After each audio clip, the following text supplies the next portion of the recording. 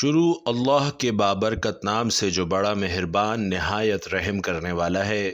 بھائیوں اور بہنوں، اگر کسی کو پیسے دے کر پھنس گئے ہیں تو یہ ایک صورت اس کے سامنے پڑھیں اور پھر تماشا دیکھیں۔ اسی وقت جیب سے پیسے نکال کر آپ کے ہاتھ میں رکھ دے گا اور معافیاں بھی مانگے گا۔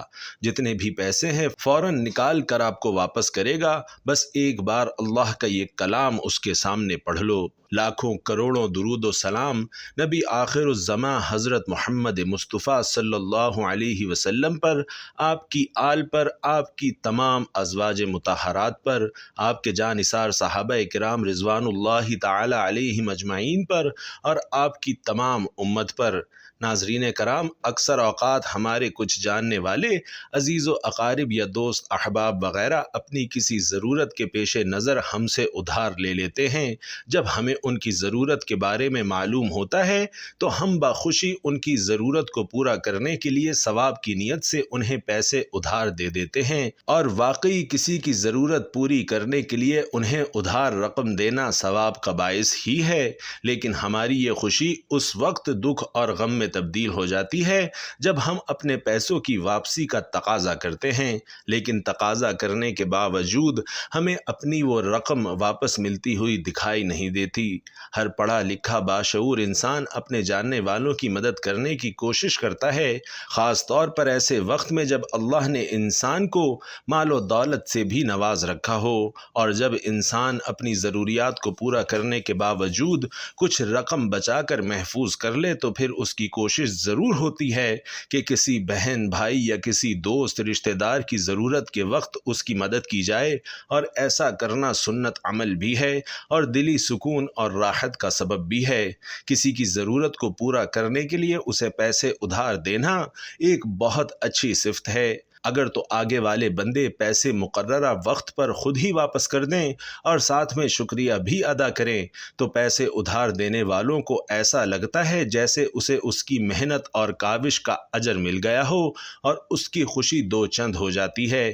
لیکن اگر پیسے لینے والا مقررہ وقت گزر جانے کے باوجود بھی اس کی رقم واپس نہ کرے، اور بعض اوقات تو یہ بھی دیکھا گیا ہے کہ پیسے ادھار لینے والے کے حالات بھی درست ہو چکے ہیں اور اس کے پاس پیسہ بھی وافر موجود ہے، لیکن اپنی گھٹیا ذہنیت اور فطرت کے سبب وہ ادھار لی گئی رقم واپس کرنے کے لیے تیار ہی نہیں ہوتا۔ ناظرین، ایسے واقعات میں بہت سے لڑائی اور جھگڑے بھی دیکھنے اور سننے کو مل جاتے ہیں، لیکن آج کی اس معلوماتی ویڈیو میں آپ کو ایک ایسا عمل بتانے والا ہوں کہ جس کی بدولت ادھار دی گئی رقم بغیر کسی لڑائی اور جھگڑے کے آپ واپس نکلوا سکتے ہیں۔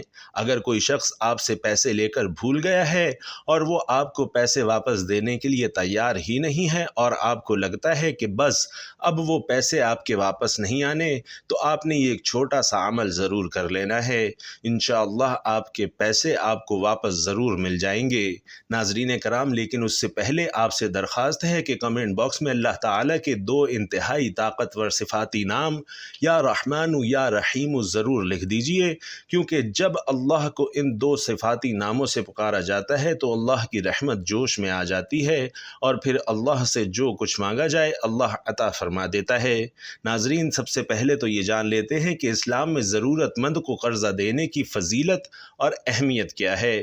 اسلام حقوق اللہ اور حقوق العباد کا بہترین امتزاج ہے۔ اسلام میں نماز سب سے بڑی عبادت ہے، لیکن قرآن کریم نے ایسے نمازیوں کو ہلاکت کی وعید سنائی ہے جو نماز کو محض قیام، رکوع اور سجود تک محدود رکھتے ہیں اور اذہان و قلوب میں الہیت اور خشیت پیدا کر کے دکھی انسانیت کو اس کے مصائب و آلام سے نجات نہیں دلاتے۔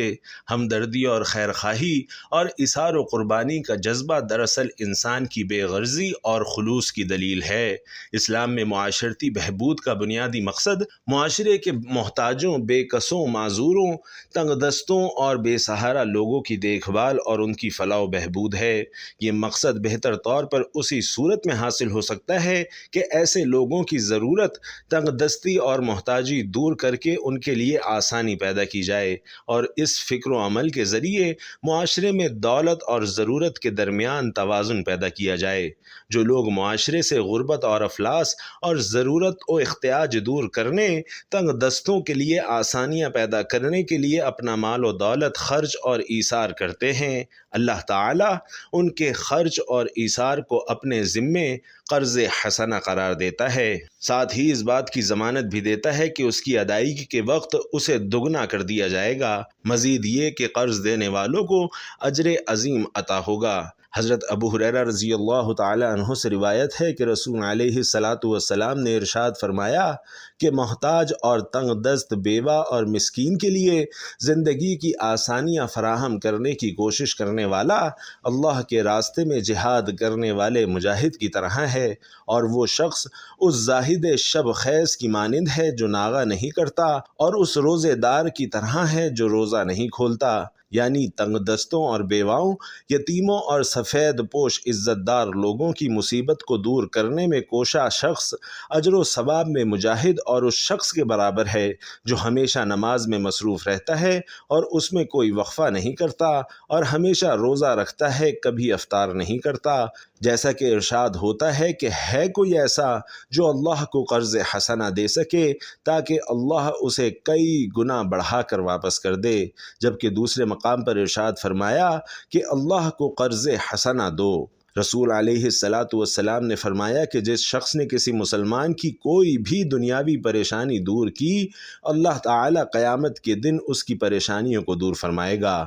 جس نے کسی پریشان حال آدمی کے لیے آسانی کا سامان فراہم کیا، اللہ تعالیٰ اس کے لیے دنیا اور آخرت میں سہولت کا فیصلہ فرمائے گا۔ اللہ تعالیٰ اس وقت تک بندے کی مدد کرتا ہے جب تک بندہ اپنے بھائی کی مدد کرتا رہتا ہے، اور کسی مسلمان کو ایک سے زائد بار قرض دینے کی فضیلت کو اجاگر کرتے ہوئے رسول علیہ الصلاۃ والسلام نے فرمایا کہ اگر کوئی مسلمان کسی دوسرے مسلمان کو 2 مرتبہ قرضہ دیتا ہے تو 1 بار صدقہ شمار ہوتا ہے۔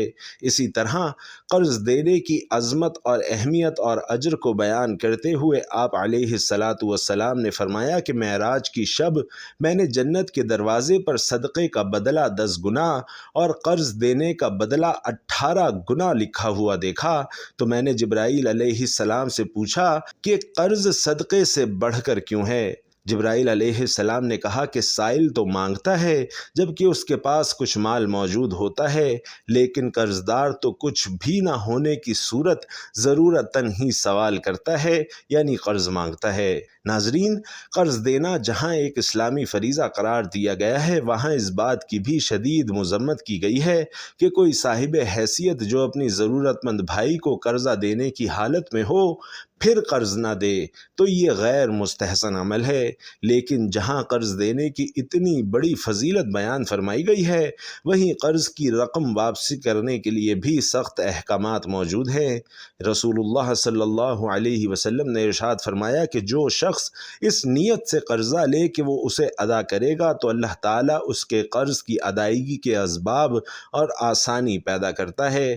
اگر قرض لیتے وقت اسے واپس نہ کرنے اور کھا جانے کا ارادہ ہو تو اللہ تعالیٰ اس طرح کے اسباب پیدا فرما دیتا ہے جس سے وہ مال ہی برباد ہو جاتا ہے۔ ناظرین کرام، ایک اور اہم بات کہ قرض کی ادائیگی پر قدرت اور حالات میں فراغت ہونے کے باوجود بھی جو لوگ قرض کی ادائیگی میں ٹال مٹول سے کام لیتے ہیں، ایسے لوگ رسول علیہ الصلاۃ والسلام کے فرمان کے مطابق ظالم اور فاسق ہیں۔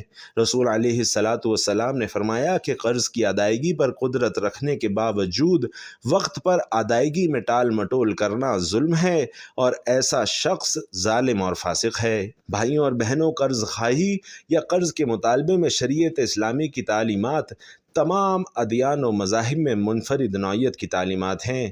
اس معاملے کا سب سے زیادہ حسین پہلو یہ ہے کہ اگر مقروض قرض ادا کرنے کی استطاعت نہیں رکھتا تو اسے مہلت اور سہولت دینے کی قرآن و حدیث میں بڑی ہی فضیلت اور اجر کی بشارتیں سنائی گئی ہیں۔ ایسے قرض سے دستبردار ہونے کی ترغیب بھی دی گئی ہے۔ سورۃ البقرہ میں ارشاد ہے کہ اگر قرض دار تنگی والا ہے تو اسے آسانی اور مہلت دو جب تک کہ وہ آسانی میں نہ آ جائے۔ اگر اس پر قرض کو معاف کر دو تو یہ تمہارے لیے بہت بہتر ہے اگر تم اس کا علم اور شعور رکھتے ہو۔ ناظرین، یہاں قرض معاف کرنے کے لیے تصدق کا حسین و خوبصورت لفظ استعمال ہوا ہے، جسے اگر ہم اپنی زبان میں کہیں تو یوں ہوگا کہ اگر تم قرض کی رقم کو مقروض پر نچھاور کر دو۔ اسی طرح احادیث میں بھی رسول علیہ الصلاۃ والسلام نے اس بارے میں بڑی بشارتیں سنائی ہیں۔ آپ صلی اللہ علیہ وسلم نے فرمایا کہ جو شخص یہ چاہتا ہے کہ اللہ قیامت کے دن کی تکلیفوں سے اسے نجات دے تو اسے چاہیے کہ مفلس قرض دار کو سہولت اور مہلت دے یا اس کا قرض معاف کر دے۔ آپ صلی اللہ علیہ وسلم نے یہ بھی فرمایا کہ قیامت کے ہولناک دن جب کوئی سایہ نہیں ہوگا تو وہ شخص اللہ کے عرش کے سائے میں ہوگا جس نے تنگ دست مقروض کو مہلت دی یا اس کا قرضہ معاف کر دیا۔ حضرت حذیفہ رضی اللہ تعالی عنہ فرماتے ہیں کہ رسول اللہ صلی اللہ علیہ وسلم نے فرمایا کہ پچھلی امتوں کے ایک مالدار شخص کو مرنے کے بعد اللہ کے سامنے پیش کیا گیا۔ اللہ نے کہا، تیرے اعمال نامے میں کوئی نیکی ہے؟ اس نے کہا کہ میں نے کبھی کوئی نیکی نہیں کی۔ اللہ نے فرمایا، دیکھ، سوچ، شاید کوئی اپنی اچھی بات یا عمل تجھے یاد ہو۔ اس نے کہا، ہاں، اتنا ضرور یاد ہے کہ میں لوگوں کو قرض دیا کرتا تھا تو جو مقروض تنگ دست ہوتا میں اسے مہلت دیتا یا اس کا قرض معاف کر دیتا۔ تو اللہ نے فرمایا کہ میں تجھ سے زیادہ معاف کرنے کا حقدار ہوں۔ اے فرشتو، اسے بھی معاف کر دو اور جنت میں داخل کر دو۔ سبحان اللہ۔ ناظرین، دوسری جانب جو شخص کسی کا مقروض ہو اور اس کے لیے بھی نبی کریم صلی اللہ علیہ وسلم کے فرمودات ملاحظہ کر لیجئے کہ قرض اتارنے کی قدرت ہونے کے باوجود قرض نہ اتارنا اور اس میں ٹال مٹول کرنا ظلم ہے۔ یہی وجہ تھی کہ رسول اکرم صلی اللہ علیہ وسلم کی خدمت میں جب کوئی جنازہ لایا جاتا تو آپ صلی اللہ علیہ وسلم ضرور دریافت فرماتے کہ اس پر کوئی قرض تو نہیں ہے، اور اگر میت مقروض نہ ہوتی تو آپ علیہ الصلاۃ والسلام جنازہ پڑھاتے۔ اگر میت مقروض ہوتی اور اپنے پیچھے قرض کی ادائیگی کا انتظام بھی نہ چھوڑا ہوتا اور کوئی اس کے قرض کی ضمانت بھی نہ لیتا تو صحابہ سے کہہ دیتے کہ اپنے بھائی کا جنازہ ادا کر لو، اور آپ صلی اللہ علیہ وسلم ایسے افراد کی نماز جنازہ ادا نہ فرماتے تاکہ امت کو قرض میں ٹال مٹول کی برائی اور اس کی شدت کا احساس ہو۔ بعد میں جب آپ صلی اللہ علیہ وسلم کو اللہ نے فتوحات عطا فرمائیں تو پھر آپ صلی اللہ علیہ وسلم جنازے کے موقع پر یہ سوال فرماتے کہ اگر میت مقروض ہوتی اور اس نے ادائیگی کا انتظام بھی نہ چھوڑا ہوتا تو آپ صلی اللہ علیہ وسلم خود اس کے قرض کی ادائیگی کا انتظام فرماتے اور پھر نماز جنازہ ادا فرماتے۔ ناظرین، حضرت سلمہ بن اقوا رضی اللہ تعالی عنہ سے مروی ہے کہ آپ صلی اللہ علیہ وسلم کے سامنے جب کوئی جنازہ لایا جاتا تو آپ صلی اللہ علیہ وسلم پوچھتے کہ کیا اس پر کوئی قرض ہے؟ لوگوں نے عرض کی نہیں تو اس کی نماز جنازہ پڑھی۔ پھر دوسرا جنازہ لایا گیا تو فرمایا کہ اس پر قرض ہے۔ لوگ عرض گزار ہوئے کہ جی صلی اللہ علیہ وسلم، تو آپ صلی اللہ علیہ وسلم نے فرمایا کہ تم اپنے ساتھی کی نماز جنازہ پڑھو۔ حضرت ابو قتادہ نے عرض کی کہ یا رسول اللہ، اس کا قرض مجھ پر۔ پھر آپ صلی اللہ علیہ وسلم نے اس کی نماز جنازہ پڑھی۔ اسی طرح ایسے شخص کے بارے میں جنت میں نہ داخل ہونے کی وعید بھی وارد ہے۔ چنانچہ حضرت ابو ہریرہ رضی اللہ تعالی عنہ سے مروی ہے کہ آپ صلی اللہ علیہ وسلم نے ارشاد فرمایا کہ مسلمان کی جان اپنے قرض کی وجہ سے معلق رہتی ہے، یعنی جنت کے دخول سے روک دی جاتی ہے یہاں تک کہ اس کے قرض کی ادائیگی کر دی جائے۔ ناظرین کرام، معلوم ہوا کہ قرض کی رقم کی ادائیگی نہ کرنے والے کے لیے سخت وعیدیں موجود ہیں، لہٰذا ایسے لوگوں کو فوری طور پر اپنے لیے گئے ادھار کو واپس کرنے کی کوشش کرنی چاہیے کہ جنہوں نے ابھی تک ادھار لی گئی رقم واپس نہیں کی۔ لہٰذا اگر آپ نے بھی کسی کو پیسے ادھار دے رکھے ہیں لیکن وہ شخص آپ کو آپ کے پیسے واپس نہیں کر رہا تو آپ نے یہ عمل کر لینا ہے جو اب آپ کو بتانے والا ہوں۔ عمل کا طریقہ یہ ہے کہ پہلے تو اس شخص کے پاس جائیں اور اسے پیار اور محبت سے سمجھائیں کہ دیکھو بھائی، میں نے تمہاری ضرورت کے وقت تمہاری مدد کی تھی، اب خود مجھے پیسوں کی ضرورت ہے تو مہربانی فرما کر مجھے میرے پیسے واپس لوٹا دو۔ لیکن اگر آپ کے سمجھانے کے باوجود بھی وہ ٹال مٹول سے کام لیتا رہتا ہے تو آپ نے ایک ذکر کرنا شروع کر دینا ہے، اور 1 سے 2 دن آپ یہ ذکر کریں گے تو وہ آپ کے پیسے انشاءاللہ آپ کو واپس لوٹا دے گا۔ ناظرین، آپ نے جو ذکر پڑھنا ہے اس کی کوئی گنتی نہیں ہے، کھلا پڑھیں اور لگاتار پڑھتے رہیں تو انشاءاللہ 1 سے 2 دن کے اندر اندر وہ شخص جس نے آپ سے رقم ادھار لی تھی وہ آپ کو آپ کی رقم واپس لوٹا دے گا۔ ناظرین، سب سے پہلے تو آپ نے 5 وقت کی نماز کی پابندی کرنی ہے، اور پھر ہر نماز کے بعد بھی آپ یہ وظیفہ کر سکتے ہیں، یا پھر ہر گھنٹے کے بعد بھی کر سکتے ہیں، یا پھر لگاتار بھی کر سکتے ہیں۔ یہ وظیفہ انتہائی آسان اور مؤثر ہے۔ سب سے پہلے آپ نے ایک مرتبہ درود ابراہیمی پڑھ لینا ہے۔ درود ابراہیمی ثواب کی نیت سے ایک بار میرے ساتھ بھی پڑھ لیجئے۔ اللہم صلی علی محمد وعلی آل محمد کما صلیت علی ابراہیم وعلی آل ابراہیم انک حمید مجید۔ اللہم بارک علی محمد وعلی آل محمد کما بارکت علی ابراہیم وعلی آل ابراہیم انک حمید مجید۔ ناظرین کرام، درود پاک پڑھ لینے کے بعد آپ نے ایک مرتبہ سورۃ الفاتحہ پڑھ لینی ہے۔ سورۃ الفاتحہ صرف ایک بار پڑھنی ہے، اور اس کے بعد آپ نے 3 مرتبہ سورۃ الاخلاص پڑھنی ہے۔ درود پاک اور یہ دونوں صورتیں پڑھنے کے بعد آپ نے یہ سارا عمل تصور میں اس شخص کو ہدیہ کر دینا ہے جس سے آپ نے اپنی رقم واپس لینی ہے۔ اور یاد رکھیں کہ ایک بار درود پاک، پھر ایک بار سورۃ الفاتحہ، اور پھر 3 بار سورۃ الاخلاص کے بعد ایک بار پھر سے درود پاک پڑھ کر آپ نے ہدیہ کر دینا ہے۔ یہ آپ کا ایک وقت کا عمل مکمل ہو گیا۔ اس عمل کو آپ بار بار جاری رکھیں جب تک کہ وہ شخص آپ کی رقم آپ کو واپس نہ کر دے۔ لیکن عام طور پر دیکھنے میں یہ آیا ہے کہ 1 سے 2 دن کے اندر اندر یہ عمل کرنے سے ہی وہ شخص آپ کو پیسے واپس کر دیتا ہے۔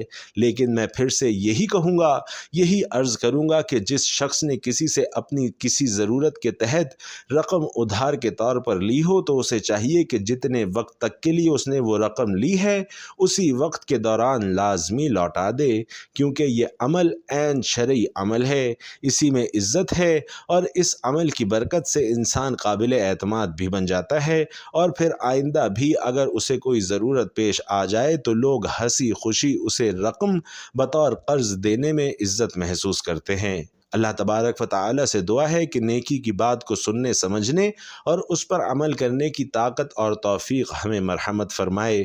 میرا سنانا اور آپ کا سننا اپنی بارگاہ میں قبول و منظور فرمائے، آمین یا رب العالمین۔ ناظرین، آخر میں آپ سے درخواست ہے کہ کمنٹ باکس میں اللہ تعالیٰ کے 2 صفاتی نام یا رحمان و یا رحیم ضرور لکھ دیجئے گا۔ اللہ تعالیٰ ہم سب کا حامی و ناصر ہو، آمین۔ السلام علیکم ورحمۃ اللہ۔